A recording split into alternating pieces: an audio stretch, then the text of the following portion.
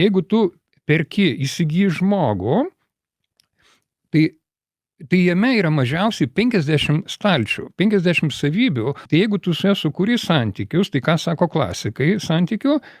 Jie sako, kad tu patenki į didžiausių malonumų gyvenime zoną, etapą. Tai nereikia pastangų dėti į jį. Ar tu nori tik vieną iš 50 stalčių iš jo pasiimti? Tai jeigu tu nori visą pilnatvį gyventi, tai reikia atitinkamai pastangas dėti. Tai tu bent mygtuką paspausk ant kiekvieną iš tų 50 stalčių, kad jis atsidarytų. Bent minimalias pastangas įdėti. Žmonės net to nenori. Jie galvoja, vienu paspaudimu gaus visus 50 malonumų. Kaip loterijos bilietą nusipirkus. Loterijos bilietą. Nieko panašaus.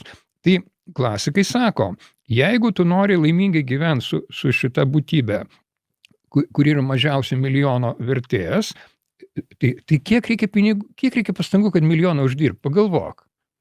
Taip, visi žmonės visą gyvenimą stengiasi padaryti.